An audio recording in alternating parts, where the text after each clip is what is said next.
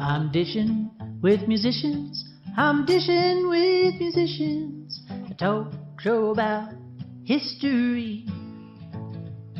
I'm dishing with musicians. I'm dishing with musicians. Let's take a stroll down music history. Get out of here with that crazy song. Awesome. I wrote that in 3 seconds, but it's going to work. It's going to have to work until I write a better one. Thank you so much. Hi, everybody. Happy Friday.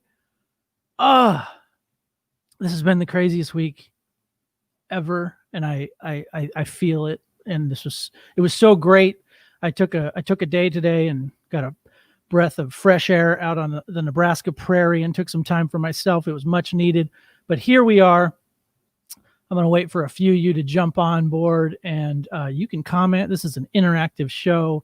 We're going to do all kinds of crazy fun stuff tonight, and I guarantee you're going to have a great time too. Make sure to share it, love it, like it, kiss it, whatever you need to do. We're streaming to a few different locations, one of them being the Nebraska Performing Arts Hall of Fame YouTube page and Facebook page, so I hope you're joining in on either one of those. If not, you can join us on the Red Rebel page, and maybe even you're joining on my personal Facebook page, which is cool too. Make sure to share it.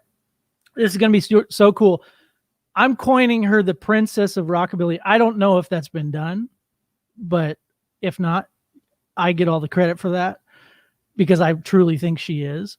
Lara Hope is joining us tonight, and I'm so excited. It's going to be badass.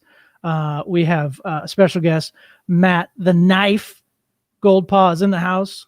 Bass player, coffin bass player extraordinaire. He plays a super cool upright bass guitar, and I can't wait to talk to him about that.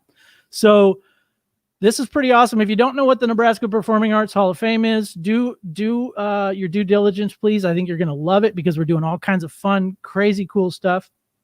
It's a newer organization. The Nebraska Music Hall of Fame had been around for a long time. This is a new, developed, more a 501c3, like a legitimate official 501c3 version of that. And now we're inducting people and also inducting different styles of artists. So we're inducting actors, writers, comedians, and of course musicians. So this is kind of a newer, developed nonprofit. But we're also doing fun stuff like this, which is basically reaching out to on a national level and sometimes even international level. And we're interviewing some of the greatest musicians that are killing it right now. And I can guarantee you we have one of those acts on tonight. They are one of the premier rockabilly bands who literally, in my opinion, one of the hardest working bands on the scene. They tour like crazy, of course. Before the pandemic, they were. Now life has sort of taken a pause, and they've managed to even be creative and kick ass during all of that downtime, all of this downtime that we're experiencing right now. So if you don't mind tonight's program, it's a free program. We're not ticketing. Obviously you're tuning in free, you're watching us free, but I'm going to put this up because in order to do this program, we are asking for donations to the bottom PayPal and, of course, to the Venmo address you see scrolling across the bottom so we can continue to bring awesome artists on and pay for this production, which you see right now. And also that money is going to help for future inductions and future awesome things such as this. So please do me a favor and share it. Of course, like I said earlier, that would be super cool. And don't forget to comment in with your questions because these are cool people. These are people doing it, rocking it, and living the life. And they know things and they do stuff all the time that's super rad. So if you're a musician, please ask them questions. This is a great time, to be as interactive as possible. So without further ado, enough talk, more rock. But we're going to talk with them and rock with them. Ladies and gentlemen, Lara Hope and the Ark-tone, plural. Hi, guys. How you doing? Howdy. Hello, my friend. Hello. So check this out. We talked a little bit earlier, and tell the folks where you're at right now. We're right now in our friend's tiny house. Yes. In Woodstock, New York area. So about 90 York. minutes north of New York City. Oh, wow. That is awesome. That is awesome. Well, this show is called Dishin with Musicians, and it sort of was conceived with the idea that we would talk music, history of music, and a little bit of food if food comes up. So you guys really went above and beyond and you put yourself in the kitchen. So and you told your friends to cook if they want to cook. So that's great. We can only talk about things that we can microwave, though. Yeah. Right. Oh, okay. We can do that. No, we can do that too. Microwave popcorn. No. Yeah. No, that's a whole other conversation. That's like, what do you eat late night when you're in a hotel and nothing else is open? You got to go and like buy microwave food at a grocery store and cook it in a hotel room. Which is amazing you mentioned that, because I know you guys do that quite often, because when you were in Lincoln, Nebraska, and you and I played together at the Zoo Bar, you actually complimented Lincoln on the frozen pad thai that you found that night. Do you remember this? Yeah. I think we went to Walmart with Rick. Yeah. We bought. You did. Yeah, you did. And dinners. Yes. Yes. The great Rick Peters, who was he and I somehow found you guys a place to stay that night, and thank God you played the Zoo Bar. It was such a great show. It was so wonderful. I'm so happy that worked out. But I had met you guys. I had met you guys in Memphis, Tennessee, at the Ameripolitan Awards. At the late night lobby. That's right, at the late night rockin' lobby jam, and we instantly What's that? I said that you were the king of. Oh, please. Come on. When I have like a beer, I start acting like a fool, and that's what happened. No, but it was so rad because you were singing, we were singing, everybody's playing. And that's the cool thing about the Ameripolitan Awards, is that, I wasn't really a part of the award ceremony, but I went, and doing the lobby jam was like really my only time to play. So of course I was like playing, Yeah. So whereas was it like keeping it all together too, and like songs, and because sometimes there's not direction, and sometimes you need to wrangle the whole right. Right. It just kind of falls apart if not, right? Yeah. Like knowing what kind of songs that you can even like choose to play with a group of people you've never played with before that are just kind of playing along anyway. So right. You were very good. Yeah. Well, thank you so much, and it was I was so overjoyed to meet like-minded people, because you guys and I share a lot of the same likes and loves of different kinds of music. And correct me if I'm wrong, but I have a love of punk rock music and rockabilly and Ameripolitan, and I believe you guys kind of came from that world a little bit as well, right? Absolutely, yeah. Yeah, exactly. So and I knew that instantly, so we kind of gravitated towards each other, which was really fun. So, but the minute I met you, I swear that you were good people. I just got such a good vibe from you the minute I met you. Same goes. Carrie and I too. We were like, man, those are really good people. Those we got to hang out with those people. They're really fun. And then I come to find out you're like this incredible band that a year before had won Ameripolitan Award? Yeah. Was it the year before? Yeah. Lara's presenting one that year that we met. Okay. Yeah. So I had a friend. Yeah. Go ahead. You got to stay for that killer show where we played for like 5 people at 1 a.m. the next night. Yeah. I know. You were crazy too.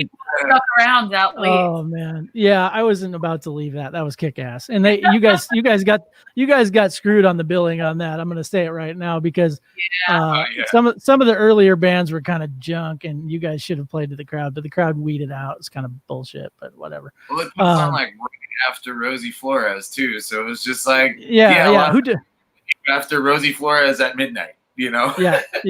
Right. You're awesome. Yeah.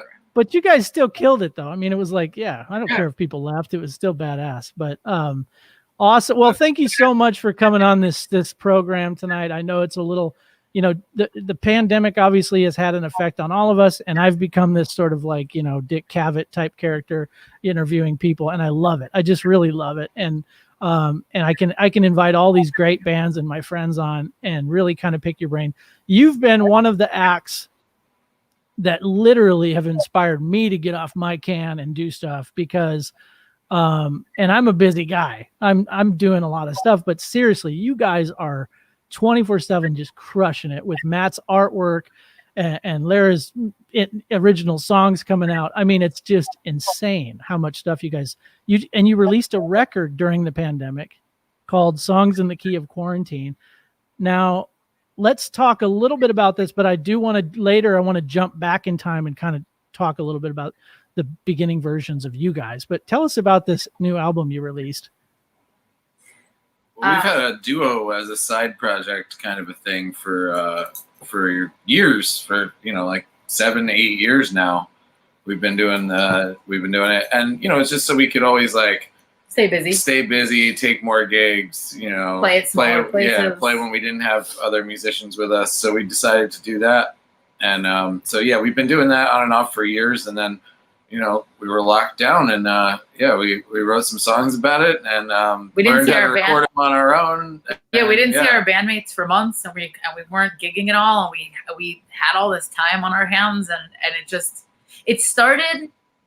I remember like as soon as the lockdowns really hit, and just like everything was so intense and everything was so new and it was so scary. Like, when I'm talking like week 1 of pandemic, when everyone's just like, what the hell is going on? I remember that. Yeah. I remember just thinking like, well, obviously we need to write a song about this. Yeah. I had no idea how long this was going to stretch on for and how many songs we were going to write about it. But I remember just like week 1, it was like, oh man, this new thing, social distancing. Like, well, this is interesting. So we wrote the Social Distancing Blues. That was the first one. Oh my God. And then that was fun. And then, we made a YouTube video of that. And then we realized that there were all these different parts of the pandemic that we wanted to touch on.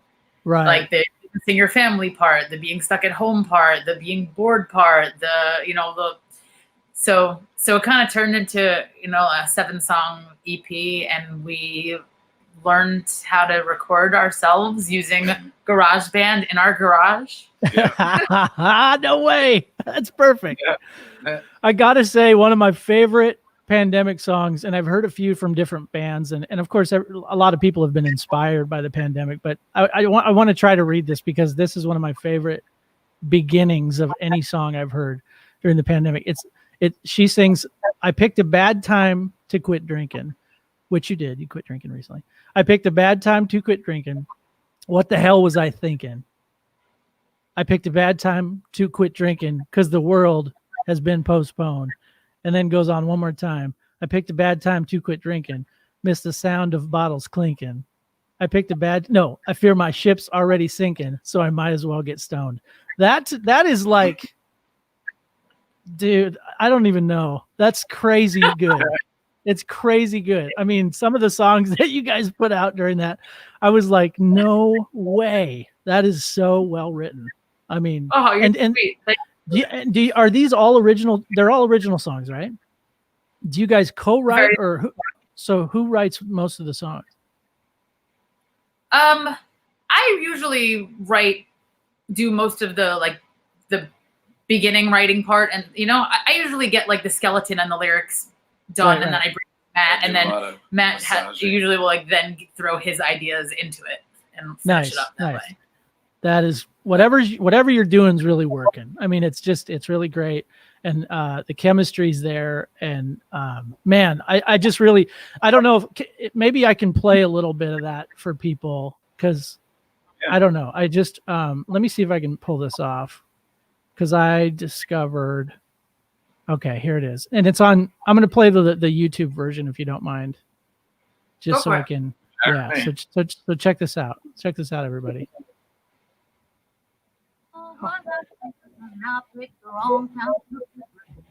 How the world has been postponed. I picked the wrong time, so we're drinking. Miss the sound of bottles clinking. I fear my ship's already sinking. So I might as well get stoned. This old town has been locked down and the streets are paved with fear. I haven't seen a soft up days. 2020's been a messed up year. I picked a bad time to quit drinking. What the hell was I thinking? I picked a bad time to quit drinking. Cause the world has been postponed. I picked a bad time to quit drinking. Miss the sound of bottles clinking. I fear my ship's already sinking, and I'm stuck right here at home. Well, I ain't got a show to play, and you just got laid off. If only we could pay the bill with a free time, and this cost I picked a bad time to quit drinking. What the hell was I thinking? I picked a bad time to quit drinking, so I might as well get stoned. But it ain't all so bad. I should mention all the things I have and the darkness that has left and gone away. Now when I wake up with no hangover, no regrets, I'm ready for whatever comes my way. I'll pick the right time to quit drinking. Now I know what I was thinking. I'll pick the right time to quit drinking, 'cause the world is all on that. I'll pick the right time to quit drinking, and my waistline started shrinking. My attitude quit thinking, being sober ain't so bad.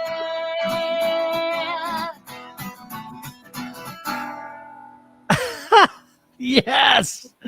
Oh my God. Sorry, I had to listen to the whole thing. I hope that wasn't uncomfortable. That feels like a million years ago that I made that video. I know, and it was- right? Yeah. Hey, Wow. but hey, it is what it is, right? When you play stuff that you may have developed a little bit more since then. I'm sure it has. Right. That's what happens It to my has. song. That was like, I think I wrote That it was like the day after before. you wrote it. Yeah, I it was mean, like the day you finished it. I messed up the words. Yeah. I said wrong time, so Yeah. bad time. And I Yeah. had bangs back then, and our Yeah. house wasn't. We just moved into our house like the Our week house was before. so We bad. had like, no decorations up. Kick back in time, man. You guys, so you literally moved into a new house right at the beginning of the pandemic as well. And that's like uber stressful. Yeah. We moved in the house March 11th, and we were supposed to leave for a 6-week national tour on March 11th. Same day. We Oh weren't my even going to be in our house for the first 6 weeks. Oh So my when God. in between the hours of signing the papers, getting the keys, and hitting the road, we went home to pack, and we were going to just order a pizza in our new house and eat it on the floor. Oh, The whole man. tour got canceled in those few Oh. hours, and we never left the house again. Yeah, I know. And I was talking to you at that point, and you were like, well, we just decided not to go. And I was like, oh my gosh. Because I think, you're right. I think all the shows just started dropping off like flies. It was Yeah. like, Yeah, we boom, made, boom. Because we were going to have to start traveling across the country to meet up with the tour was supposed to start in California. So like we had stuff going out there. And I just knew that if we started that trek out there, I was like, we're just gonna end up turning around. And I'm glad we didn't go. Anyway. But if we would have been in Wow. Kentucky, We wouldn't have even made it to Nebraska. Oh my gosh. We were Wow, supposed to man. play that first night with Yeah. Kyle Eldridge. Yeah. Oh, in yeah, Kentucky. really? Oh, wow. And then I think nobody ended up playing that show because it Yeah. just got shut down. Yeah. What a good first show, though. Jeez. Yeah. He's awesome. He's really good. Yeah. Wow. So let's take a stroll back. So obviously we all know that like this is a crazy time, pandemic sort of kicking all of us in the soul, and we're trying to figure life out. But I want to know, and I've never really asked you guys any of this stuff. So talk to me about how you guys met and how you began playing music. And I know that Lara's got a little bit of music in her family. If I'm not mistaken, your mom was a singer, from what I know. Yeah. Okay. So tell us a little bit of history about yourselves. I'd love to know about that. I don't know where to start. I don't know where to start, but you can figure it. I mean, I guess you and I mentioned this when we were chatting before the show that I started doing, I don't know, my own timeline's off of who I talk to about what, but I started doing some community theater as a kid, like musical cool. music community theater with my mom. Okay. So that's what first got me on stage singing in front of an audience, like Oh, wow. when I was about 9 or 10, and I did that with her throughout middle school and like a little bit in high school. And then she got me started on playing guitar because she also played like minimal folk guitar, but she taught me, some open chords when I was real little. And, which I always kind of just kept in my back pocket, messed around with a bit. And then it was really when I got to college that I started getting into the open mic scene, and I started, and I wasn't really writing yet, but I started just learning a ton of covers to play, and I ended up getting really involved with the open mic scene, helping promote it, and then I transferred colleges and so that I could be with my best friend from high school, and we started our first band together called the Red Hopes. Not to be confused with the Gold Hope duo, because oh my God, that's rad. That's rad. The Red Hope was the very first. Okay. The Red Hopes was my first band, and it was like an all-girl kind of, I would say like a pop rock band. Okay. Okay. And then after that, myself and some of my best friends, we started Tiger Piss, which is more like a hard rock, punk rock trio. Oh my God. And I did that for, 10 years almost. Oh, really? Okay. Okay. I played bass guitar in that and sang. And we put out like 4 albums with that band. And really? Yeah. It's on Spotify and everything, Tiger Piss. Oh my God. I'm going to check that out. I didn't know. This is all new to me. Great. Yeah. So I was doing that for a great fucking band name. And then during Tiger Piss, I was pretty much just, I got a phone call from a stranger, legitimately, who said to me, I saw you singing with Tiger Piss. I'm putting together like a traditional rockabilly band, and I already have he was a guitarist. He's like, I already have an upright player and a drummer, and we're looking for a singer. I saw you sing, like, would you be interested? I got your phone number from who knows where, and would you be interested in coming and kind of jamming with us and seeing how it feels? And at the time, I wasn't really into the scene. Like, I knew, I grew up liking Richie Valens and Jerry Lee Lewis and the Beatles, but like that was kind of where it ended. But I got invited to sing for this band, and they really like brought me in and introduced me to like all this more underground rockabilly music, and even just stuff like Wanda Jackson and it. But that was, more traditional rockabilly band. It was both originals and cover songs. But I know with the Ark-tones, we a little bit like go off the path a little more. But once I started doing that, it felt really good. It felt really right. We started getting, different opportunities than I had ever had before, and getting, just more press and actually making a few dollars playing music. So I was doing both bands for a long time, Tiger Piss, and that was called Lara Hope and the Ark-tones. And we were called Ark-tones because the guitar player, he is a luthier who builds custom Telecasters, and his company was called so that's why I didn't take the name with me. You cut out for a second. What was it called? His company? Ark-tone Guitars. Ark-tone Guitars. Okay, there you go. So that's why we were Lara Hope and the Ark-tones. Okay. And then at that time, Matt, well, I'll let Matt tell his side of the story, but I'll let him tell his musical history more. But he was playing in a band called the Arkhams, which is more of a psychobilly band. And Tiger Piss and the Arkhams ended up going on a tour together called the Coney Island Rock and Roll Roadshow. Oh my gosh. That sounds so much fun.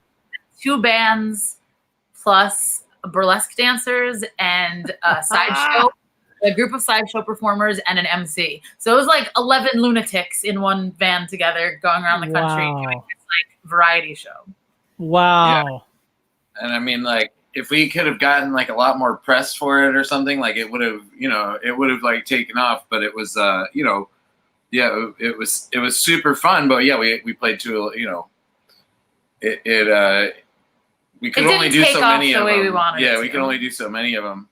And but that's where we met. And I had at that point. We knew who who each other were from just the scene, from like occasionally playing a gig on the same bill or just being in the same bar seeing another show at the same time. But that's when we got to like know each other. And I actually filled in on rhythm guitar for the Arkhams when their guitarist at the time couldn't make it on that tour. Yeah. Oh wow, cool. Yeah. So we and then our band, then like at the end of the Ark-tones, like Lara's guitar player couldn't go on a tour, and her bass player was moving, And so she had like a summer worth of shows booked, and I suddenly had no band. Yeah, it suddenly had Oh no.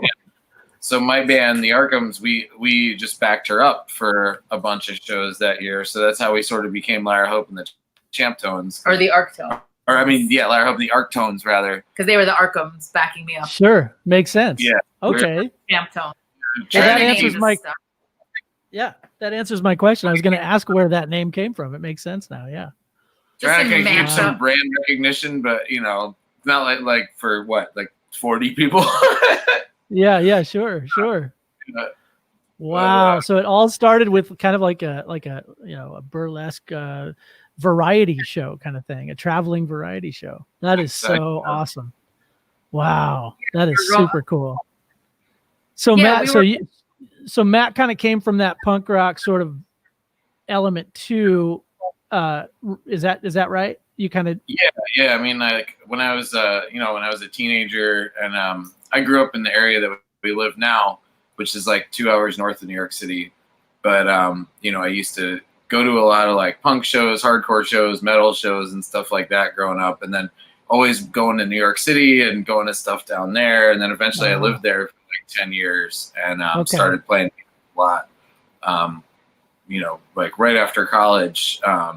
And yeah, I started like playing music a lot in college, and I played in like a surf punk sort of a band for a while. And then, I always wanted to play upright bass. I always wanted to play in a psychobilly band, like around those years. So then eventually, once I moved to the city, I ended up getting a bass sooner or later. And started playing in bands seriously a lot from like 2004 on. Or like 2002 or 2003 on. But yeah, like started playing upright bass in like 4 or 5. And haven't really put it down since, And so I gotta know tell the people about this kind of bass you play, because I don't think I've ever seen an upright bass, first of all, shaped like that, and second of all, kind of sound like that. It sounds great. Tell us about that. It's kind of almost like a coffin shape. Am I off? Yeah. The sound was almost like a happy accident, really, because I was just trying to make something a little portable, and I had actually seen the bass. I've never seen another one since, but I saw one out in it was in Missouri somewhere, and like this dude just had this bass that was shaped pretty similar, and it was made by like Carl Nilling, which is now like a student instrument company, and they don't make any funny shaped instruments anymore. But sometime around 60 something, 70 something, they made this thing, and it must have been like a catalog instrument. Like it must have been like they would build one when people would order one. So I don't think there were too many out there, but I played this thing at this guy's house, and I was like, this is awesome. I want something like this. And I looked for one. I could never find one again. And then eventually, like, I have a friend who was a guitar builder, and we had lost touch for years. He found me on Facebook, and he's like, hey, I'm building guitars and stuff. If you ever want to build something, I was like, dude, I kind of have an idea. If you want to pull it off, I'm going to knock off from memory. And, but I just used like parts that I bought from like some standard parts for like an Engelhardt, because they sell like all the Engelhardt bass parts. Well, now they're no longer a company, but they would sell like those. So yeah, I bought like the neck and stuff like that. But the body we built. Here it is right here. There's this weird like tribute to our workforce image like blowing up on it, but this is it right here, folks. You can see it. That's all right. But yeah, anyway, I wanted to show a quick picture of it. It's super rad. Yeah, it was meant to be like a more portable, travel friendly thing, and it is. And yeah, it just happens that it sounds really good. Acoustic, it's like it's about as loud as a half size would be, and plugged in when I use Vic's pickups. They're just like regular piezo pickups made by the guy from the Coffin Cats. He makes them. Oh, wow. They sound better than the K&K style, the K&K pickups, and it's almost the same exact thing. And they're really cheap. They're super cheap. All you upright bass players out there, listen up. Listen up. The knife is talking. Damn it. That's upright killer. Bass Pickups is his website, because it wasn't taken. Oh, wow. That is Uprightbasspickups.com. Uprightbasspickups.com. That is perfect. Wow, what a good But, get on that. So yeah, I've been using his pickups for a while, and they sound pretty great. Wow. And yeah, I mean, over the years, I mean, I've been playing double bass for like 15 years, so I mean, I've gone through a lot of setups and a lot of equipment and stuff, and like had a lot of trial and error kind of bass things for like what kind of strings do you use, what kind of amp do you use, all that. And you still change your strings like once in a while. I've had the you same change your strings on there undies. for like, quite a while, but no, not undies, no. Like undies. Fundies. Thundies. Yeah, but- That was my idea. I wanted to start a joke underwear company called Thundies with a TH. I yeah. don't know. It was like a fart, Summertime, like right? a fart metaphor or something. No, but a lot of people that I've seen have used like different gauge weed whacker plastic. Have you done this? Yeah, I did that really early on, and Okay. there's like they make sets that are already done for you like that, and they're close in sound to gut strings and in Yes. like tension, so it's like a really cost-effective way to try out if you like that direction of playing. I like middle tension strings, like somewhere in between steel and gut. I Okay. like the Okay. middle of the road kind of like hybrid world. Yeah. Because the really loose strings like that have like very low acoustic volume, and I'm like kind of deaf. And yeah. From the New York metal days. Yeah. Yeah. And you gotta and also just like you gotta fight with your amplifiers and stuff, because if it's such a low volume, you end up having to turn it up, and then you deal with like feedback issues and whatnot. Yeah. Right. And I don't want to bore you to death with like bass playing stuff, but the response time Yeah. like I got the you on. response time is longer. Like it takes longer for the string to bounce back into place, so you can't grab it again until it snaps back. So I feel like with some of those like super low tension strings, I'm waiting for too long. I play pretty fast all the time. Interesting. And Wow. yeah, or at Yeah, least because even right. As many people know, rockabilly stuff, you're kind of grabbing it and you're flicking it. Yeah. It's a different style of playing. Yeah. Yeah. Interesting. Wow, man. Well, yeah. So we could talk gear all day. I and specifically upright, because I have played with many upright players. So we've gone through the trials and tribulations of that as well, trying to figure out what works and how can you not feedback, all that kind of stuff. yeah, what the problem is. Yeah, and if people have questions about that kind of stuff, I'll usually answer them. Yeah. Message Matt the Knife directly, which by the way is an unbelievable nickname. I think you should frankly just go as that. There's no need for Matt. There's no need for Matt anymore. I would just go with the knife. The knife. That's what my grandma calls him that. Who calls him that? No. I said my grandma, but I'm just kidding. The grandma. Yeah. Hello, Knife. Come on in. I got Nice. That's impossible. a cool last name though. The name Goldpaugh is my real last name. So Goldpaugh's pretty rad too. That's a good last name. That's wonderful. Wow. So I know. So well, what nationality is that? I want to ask you that. What does that come from? Goldpaugh. I think From Muttsville. Yeah, I think the name itself is like a Bavarian thing, but like Okay. I'm like everything around the Mediterranean basically. So yeah, you're kind of you're very much like me. I'm well like today I was telling the folks I went on a little journey across the Nebraska plain. Oh, hi puppy. Hi Dolly. Hi.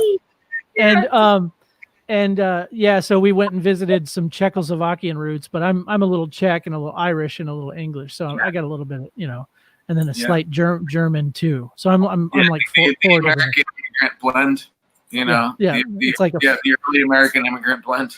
The blend, as they say. Yeah, exactly. Right. And then Lara, you come from a Jewish family that makes amazing matzo balls. Can you tell us about this? Yeah. Because it is like your mother's only good thing that she makes. Is that what you said? Yeah. That's amazing. Assuming she's not watching. Oh, sure. Yeah, sure. Not the best cook, but makes Yeah. it a mean matzo ball soup made with love. And food is important. And food is important. But I grew up living with my grandma as well as my mom. And my grandma is an excellent cook, and so I've tried to emulate her cooking, and I like her style of cooking because she is from the camp of take whatever's around in your cabinets and your fridge and you just mix it all up together and you take the different nationalities, you throw it together, and then it tastes good at the end. Yeah. Right. And then, but you can't redo it. Like you say, this is incredible. How'd you do it? Yeah, you can't write it down. Alchemical processes, Yeah, that's like my grandma.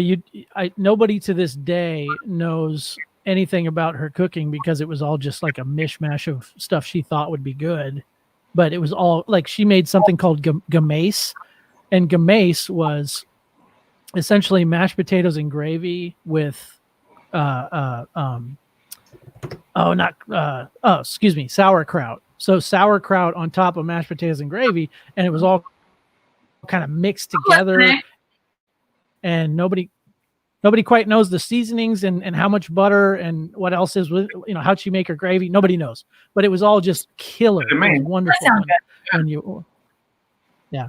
So this show, as the show started, I wanted to talk to musicians a little bit about their life during the pandemic, of course, and then cooking. But you guys have been this whole summer, you guys have been gardening like crazy, right? In your new home.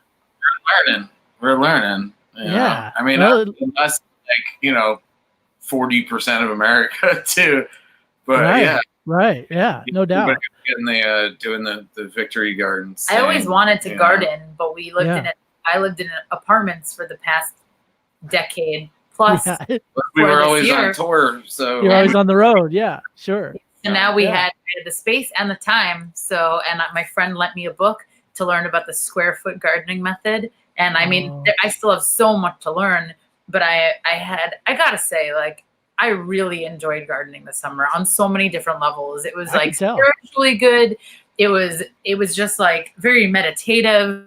It got me outside. Like, we didn't have as much, we joked, like, we definitely spent more money than it would have cost for us to just buy the amount of produce that we had grown. But it's not just about the end result. It's about the journey. Now that we have certain things and everything, it'll be cheaper next year. But, and it's about the journey and the process and the learning experience. And I know next year we'll do better, and probably every year we'll do a little better. But just today still we're cutting up green tomatoes that we had to pick before the first frost a few days ago and pickling green tomatoes. Nice. Well, the pictures on Facebook are aplenty, and they are. Oh, here's red tomatoes. This is red tomatoes. Hi, Lori. How you doing? My name is Mike. Nice to meet you. You look like you have. Oh, here they are. Is that the green? Those are the ones we picked. Yeah. Is that the green tomatoes? Oh, you missed a golden buck outside. Oh. Take it. I'm sure you got a photo. Yeah. No. There's bears and deer and all sorts of stuff here. In the middle of the woods, basically. It's a tiny house in the middle of the woods. Oh my gosh. Yeah, just a little Paquito house. Oh, that's awesome. That's so we missed a golden buck. Is that what you said? Yeah. A golden buck. That's okay. And that's like a literal golden buck, not like a Charlie and the Chocolate Factory currency. That's like no. That's like a real golden buck, ladies and gentlemen. Out of the forest it roams. So those were the green tomatoes, and she also showed us the red tomatoes. And I've noticed a plethora of different veggies that you've grown and that you've also cooked with. The pictures on Facebook are crazy. So tell us what was your favorite thing that you made during the pandemic with some of your own garden items? Let's see. I'm going to have to think about that for a moment. The past week I picked my finest cauliflower. Oh, I saw that. It was huge. It was huge. Fun. And so I made cauliflower soup that night. Cream of we eat. We're not vegan in the real world, but we try to be like lean towards that kind of cooking in the house so that when we go out and we want to eat pizza, we don't have to feel as bad. So I made like a cream of cauliflower soup. But I think that it's kind of fun to like as a challenge because I wasn't, I've only been vegetarian for the past 2 years and like, vegan leaning. So it's been a whole new array of recipes and type of cooking, but it's a fun challenge to make food taste good and interesting without using meat or dairy. And it's totally possible. Yeah. I mean, there's some little tricks and whatever, but really it's just about like seasoning your food. Because a lot of the time when people are like, well, you don't eat meat, what do you eat? And it's like, well, vegetables. And they're like, do you mean like salad? It's like, well, no. Like you just cook up the same things over and over again. Like, you know how you put chicken in everything? You put zucchini and mushrooms in everything. Yeah, exactly. But you season it differently and try different sauces and things like that. And then, that's how, Seasoning and condiments are the way and to it's go. like 100 times better for you as well. Yes. I made so much homemade pesto this summer because I grew a lot of basil plants, and it was such a treat because buying pesto is not that cheap, or buying fresh basil is not that cheap. Yeah. And being able to go out and just every few days make a fresh batch of pesto was really fun and rewarding. Yum, that sounds so good. Well, no wonder why you have golden bucks around you. They're not afraid to get shot. Around Nebraska, all the deer and bucks are like bronze. They're like, not that good. There's serious. There's a lot of hunting around here. It gets to be that season, and and they, the deers can be a menace. Like people have to hunt them. You end up hitting them with your car all the time. It's definitely. So you guys know where Clinton, New Jersey is? It's not too far from you guys. Yeah. So that's where Carrie, my wife's family's from. And the first time we went to visit, I was amazed at how the vegetation on all the trees had like been eaten up to the top, like 8 foot high. And you're like, why is that? And they're like, oh, because the deer are just everywhere. And sure as shit, the deer are everywhere. I mean, it's just yeah, it's just like open season all the time, isn't it? I mean, it's incredible how many deer are out where you guys are. It's nuts. Wow. And there's bears, like a lot of bears around here. Oh, is there really? Oh, wow. Crazy. Mm-hmm. Yeah, black bears and white-tailed deer. Our friends whose house we're at, they have some camera, because I said there's 26 acres here. They have some cameras on their property, so they'll catch on the cameras. They'll post it on Facebook and stuff where they see a family of bears walking by or a family of deer. Wow. Deers, bears, Oh rabbits. my gosh! Wow, that is awesome. That is awesome. My brother Kane lives in upstate New York, and I cannot tell you where they bought a house. I don't know the name of the area, but I will find out and I'll tell you. But he also lives in Manhattan, but they have a house in upstate New York as well.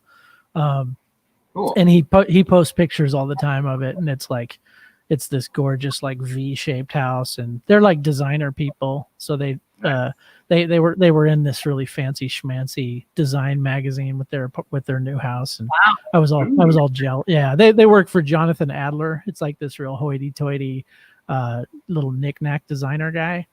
It's like you can buy salt and pepper shakers for $8,000. One of these kind of places. But it's I don't know. Yeah, absolutely. I'm totally coming to visit you guys. And you're in Woodstock, and as some of you musicians out there know or might know, the band, Bob Dylan's The Band, or the band called The Band, recorded in Woodstock an album called Big Pink, right? Am I getting that title right? Yeah. And it's an incredible album, by the way. But that house, they just released a documentary. I believe Scorsese did it. And they talk a lot and they show a lot of footage from that house. And I believe you said it's right near you guys, right? Yeah. Yep. It's, especially where we are right now. Like we're in Kingston, which is like 15 minutes away from here. But yeah, it's like right outside of Woodstock. And, incredible. That's cool. Yeah. And they still have events there. They still record there. Yeah, Music from Big Pink is what it's called. I got the title wrong. Thank you, Rick. Rick Peters just coined in music. Hi, from Rick. Hi, Rick. For playing tonight, Rick. That's awesome. Well, I hope we have some people watching, and I hope people comment in. Rick Peters, thanks for correcting me. Music from Big Pink. That's right. And tell us, you got to also play at where else you were just talking about earlier, Levon Helm's barn. The barn. Yeah. Levon Helm's spot. Wow, that's awesome. How was that? It was great. It was actually for a Bob Dylan tribute show. God. That they Get out of here! Wow. And I was really nice that I was flattered to have been asked to just sing with this like world-class band consisting of Cindy Cash Dollar and Happy Traum, who, you know, was friends with Bob Dylan and exchanged songs with him back in the very beginning of his career. And yeah, so that was, and another time the Ark-tones, we played there also for a benefit show, but it's a great venue called the Barn, and in Woodstock. And, you know, when the world resumes again and people are coming to visit the area, you can look into trying to see a show there. Yeah. Oh wow. Like tourists go there all the time for, you know, day tours and things too. Okay. People speaking of Levon's daughter, Amy Helm, still has like a music career that she runs out of there, basically, you know. Oh really? Okay. I didn't know that. Well, Levon Helm is amazing. I mean, he had a career in his own right after the band, obviously, but he's one of my favorite. And actually his his nephew plays at the Zoo Bar all the time. And who's that? Oh gosh, the name is gonna escape me. Rick, help me out. Rockabilly, help me out. What's the name of their band? It's I'll think of it in a second. But he plays at the Zoo Bar all the time, and he looks just like Levon, and he acts and sings just like Levon. I'll find out. Hold on just a second. Oh, it's Terry Cagle's the name of, and he plays with the Kate brothers. But Terry, man, he's good. Terry, Kate brothers is not the band, but it's Earl and Them. Earl and Them. That's it. You got it. Earl and Them. It slipped my mind. Earl and Them. God, they're so good. But it's Kate. Earl Kate from the Kate brothers, and he's just a monster guitar player. And of course Terry Cagle on drums. Man, it's killer. And it's bizarre how much he looks like Levon. It's bizarre. It's very strange. We'll have to look him up. I haven't heard. Gosh, I haven't said their name in a long time. I need to listen to some of their music. It's really killer. But so yeah, well, that's awesome. So what's the ditty now? Like, what's the plan? You know, I know that we're all like on hold. You guys are releasing records. Matt's doing this crazy artwork. Tell us about this artwork you're doing. What's this artwork you're doing? That was just like an exercise. Like originally I went to art school, but you know, I haven't done much with it in years. Okay. There's like a thing called Inktober. It's just like an online like hashtag thing where somebody, I don't even know who it is, but somebody like writes a set of prompts. So it's like every day has a different one word prompt, and you just draw a picture loosely based on that and in ink because it's Inktober. So it's just a clever little thing that people do, you know, for this month every year. And I've seen a lot of my friends do it over the years that are really good artists. And I was always like, I don't know if I could even do that. And this year I was like, I got to try something. And you had the time. It was cool. Yeah, I had the time and, nice. You know. But it was nice because we were talking like almost the same reason why the Pandemic album flowed, that it was kind of nice for both of us to have like a prompt. You know, it really got Matt's like creative juices flowing. It can actually free up your creativity to like have like limitations to it. You know what I mean? Oh, for sure. Sometimes you don't know where to start. Yeah. Well, and that's a great exercise to just kind of, you know, there's a great book called The Artist's Way that sort of like forces you to just do. Yeah. You know what I mean? Like, you know, if you're a creative type and you can't shut, like myself, I have a hard time shutting my mind off at night. So, they suggest that you just go write something, even like when you feel it, and you feel the spur, just go write something, you know, and that's very much in that same mindset. Yeah, and sometimes like a hurdle to that can be like even just judging yourself really hard and being like, well, you know, sometimes you don't even start things because you're like judging yourself over your subject matter. So like kind of being freed of having to come up with your own subject matter give you another opportunity to not shoot yourself in the foot and like, you know, not like just tell yourself that you're not good enough and like not do it, you know? It's the same with Right. songwriting, you know? Right. Yeah, exactly. I think when a lot of artistic types like screen themselves too much, they end up throwing away a lot of really great stuff. Yeah. Yeah. That's good. That's awesome. Yeah. Don't screen yourself, folks. Just be a doer. I was going to try to find some, but I couldn't find. The hardest I part think is getting it's, started always, for me at least. Yeah, and for even sure. to just like, clear out cobwebs and clear out things that are unfinished and crappy. You know, Right. like I gotta learn that more too. Is just like write the bad song, never tell anybody about it. Don't tell anybody about that one either, and then you might come up with something good because you cleared all that garbage out. You know? Yeah, Tell for me about sure. No, You won't tell me? no. Don't tell her. You see them in the basement quietly in the corner. Right. No, that's a good rule of thumb. Seriously, I write and write and write. And actually, funny enough, like I just came upon a bunch of my songs because we moved into a new house recently. I came out like a stack of songs that I didn't really give the due diligence to think about. And I was going through and I'm like, oh my God, this is like really, so it's almost better if you let those incubate in your mind, or at least in a stack somewhere, and then come back to them like a year later or 2 years or maybe 5 years later. And sometimes they're pretty awesome, or maybe you can change and manipulate them just a little bit. But Yeah. I don't know. So I foresee in the future a Lara Hope cookbook and a children's book. I mean, I'm just throwing out ideas here, folks. The cookbook thing I've been thinking about, actually. I'm telling you, lady, you got to do that. That'd be super sweet. That would be really, really awesome. I have a concept, Okay. but I have to get off my ass. Oh, okay. So are you willing to share this concept, or is it not? Yeah, sure. So I'm thinking it'll be called Lara Hope's Almost, and then it'll say famous, but then the famous will be crossed out and it'll say vegan rock and roll cookbook. Oh, And then all the recipes will then correlate with a Spotify playlist. So you would go to the Ark-tones page, and it wouldn't be a playlist of all our songs. Like there might be one of our songs, but it would be a playlist that I've curated that I think would be something that you would want to listen to while you're making a specific dish.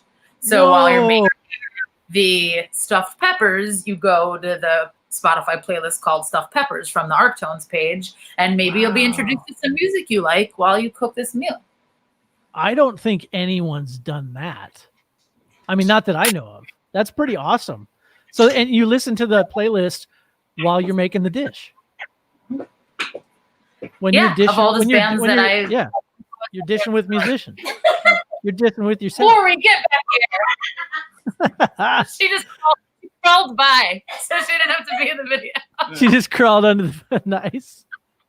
Well, they seem like very fun people. Very fun people. That is awesome. They are very fun people. Let's see. We got a comment from a viewer that said, I've heard several musicians say that they will draw or paint to unlock the creativity.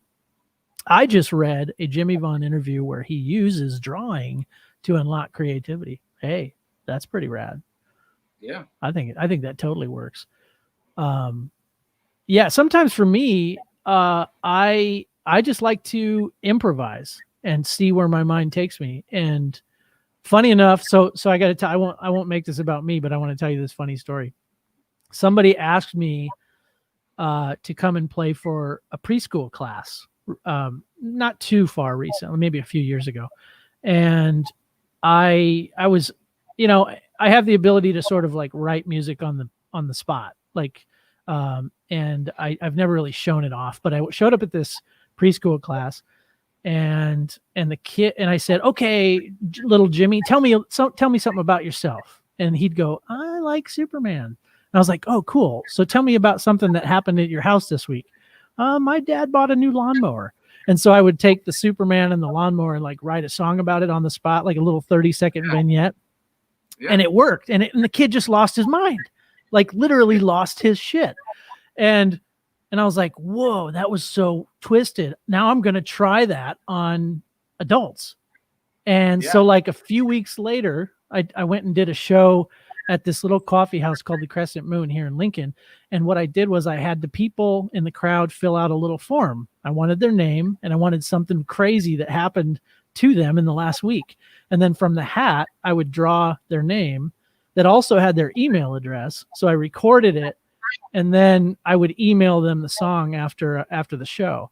And so I not only got like a fun song out of it, but I got like a nice email from my email list. But the twisted cool science of it is that kids lost their shit just like adults lost their shit. Like both people loved it. Like the adults and the kids were exactly the same. And this proves that you never grow up. You never grow up. But I love that. I'm telling you, it was so cool, but it made me think like, well, these are all improvisational songs that I could maybe turn and twist into something later. But that was my approach to songwriting. That kind of worked. I mean, but this whole cookbook thing, I'm sorry, that is awesome. That is very, very cool. Very cool. And you absolutely have to do that.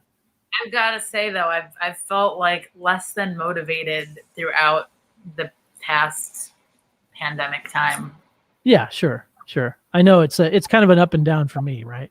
It's like, I'm sure it is for you guys too, where you get this burst and you're like, oh, let's create. And then you get kind of, but we only we've been gigging, at pretty regularly throughout the summer because it was nice enough that we could still do it outside. We have 2 weeks, this coming weekend and next weekend of shows on the books. And then after that, we do not have a single show on the books. Wow. Ever again. I mean, for the foreseeable future. So maybe we will have more free time and want to, delve into the world of cookbookery. Yeah, I'm telling you, that's awesome. We actually befriended Oprah Winfrey's chef when we lived in Chicago, and Oprah Winfrey's chef just released a cookbook, and she's like crushing it. Of course, she's got an in with Oprah, but there's a huge world for that, especially you guys having some already established fans. I think that would be a very good idea for you to do that. Yeah, I think that's a great idea. And Matt could take the photos. I'm telling you, man, multi-talented stuff. Well, you guys have really managed to be a creative force during this pandemic. And I know that there's lulls, but man, you guys are really digging deep and finding those highs too. But it's been fun to watch. It really has. I feel the same way with you. Well, my whole thing is I just got to keep going, man. And that's all how all of us should feel and act. We just have to keep doing and be smart about what you're doing. I know that right now in Nebraska is like a hotbed of COVID, so it's just freaky, but we get like 200 new cases a day, so it's just like, geez. Sorry, so well, it is what it is. These are the times, right? But we try to stay positive and take those moments for yourself and go out and see some golden bucks or whatever you need to do. Look for the golden bucks. That's so awesome. I just want to say, yes, that, if Matt and Lara were like stunted and couldn't do anything during COVID, well, then the rest of us are completely screwed because they came out with an entire album that they have a Monday night crew that is like so dedicated to them. And we look forward to Monday night. They've never missed a Monday night since quarantine started. Yeah, we live stream every Monday. It's the one thing you can every have Monday. on Monday night that like the world is exploding, but if you shut it all out and you put on your computer and you look at Matt and Lara and you're like, oh, this is going to be fine for the next hour. It's like the one thing you can count on to be fine for the next hour. You don't know anything about anything else, but the next hour is going to be okay. You have a drink and you make some food and you just like, this is my Monday night from 7 to 8, right? 7? Yeah. 7 to 8. So for you, like, 6 to Eastern 7. time. This is like the one thing I can count on every week is this live stream. And the whole world was exploding, but like this Monday night crew just came in and and we don't even like, we all just like know each other, but we don't really know each other. And we sometimes met each other, but it's the one thing you can count on when everything else is totally fucked up. Right. Thank you. Right. Yes, it's true. She's totally right. She's right. She is right. It's helped keep us sane, honestly, doing that, having one thing that we know is going to be the same time and the same place every Monday night. Like, excuse to have us write, an excuse to have us learn new songs, an excuse now to get together with our guitar player, because the first few months it was just the two of us. Now we play as a trio. Yeah. Oh my gosh, I love. Well, where can they find you guys? On the Facebook page, of course. Are you streaming from the Facebook page every Monday? From Lara Hope and the Ark-tones Facebook page, and then last week was our first week also doing it from YouTube, and I'm going to continue to do that. So it's Lara Hope Music, or Lara Hope and the Ark-tones. You can find it Facebook and YouTube. Yeah, every Monday. So you in Nebraska would be 6 to 7 p.m. Right? Okay. Yeah, you're 1 hour. Yep, 1 hour. Yep, awesome. Man, you got cool friends who let you hang out at their house and watch Golden Box. That's amazing. I love your friends. I can't wait to meet them when I come out and hang out with y'all. It'll be so much fun. I love it. I love it, man. Thank you so much. That is awesome. Well, this is probably a good time. I'm going to let you go hang out by the fire and enjoy your Friday night. This to me has been mucho important and so full of love. You guys are awesome. And this is it's been so great to get to know you during the pandemic. And obviously tonight, for some people that don't know you, this has been so much fun for me and everybody. Thank you so much for doing this. Thank you. It's on my to-do list every single day since pandemic started till right now to call Mike Semrod. Every day. I know. Well, hey, anytime, lady. I know we've been talking about doing some creative stuff, and I'm still down to clown with stuff with the label and the distribution and all the agent stuff. Absolutely. I want to help you guys as much as possible, because you are some of the coolest people that are crushing it and working your tails off. And man, good on you guys for bringing that love around the world. It's so fun to watch. So. From me to the Hall of Fame, thank you so much, and I hope to see some rockin' online stuff and the cookbook. Don't forget about the cookbook. Thank you so much. Yeah, if you guys are listening too, we just put out a new music video last week for one of the songs off of the Quarantine album. It's a really fun video. It's on our YouTube called "No Time to Get Bored." Watch it; it's fun. Nice. And I do want to, while we have them here, there's a merch page. There's like all kinds of cool stuff on your website. And there's video. Boom, man. You got shops. You got all kinds of awesome models. Man, look at this. This is crazy cool. Here's the Quarantine. Gold Hope Duo, songs in the key of quarantine. Get it while it's hot before it's not. Ladies and gentlemen, it won't ever be not hot. That just rhymed really badly. That's awesome. But hey, you guys go enjoy your Friday. Thank you so much. Much love to you from Nebraska. All right, y'all. See you around. We'll talk soon. All right, peace. Lara Hope and the Ark-tones, ladies and gentlemen. Wow, that was so much fun. Those people are so cool, and they are doing it. They're doing it right, and utilizing the pandemic to the best they can. It's really fun to watch. And if you're not fans with them on Facebook or Instagram, or following them on Instagram, do it, because they really crush it. They put out some super fun stuff, and that album, Songs in the Key of Quarantine, is so much fun. I tell you what, get it. So, ladies and gentlemen, don't forget to donate to the cause here. Let's keep the Hall of Fame going and these really fun shows going. Again, you can see on the bottom of the screen where to donate, and there's a few different in Venmo too if you're not into PayPal. Or if you have any questions, just message me directly. Thank you so much for the support. Let's keep rocking and rolling. Oh, yeah. Good night, folks. Much love.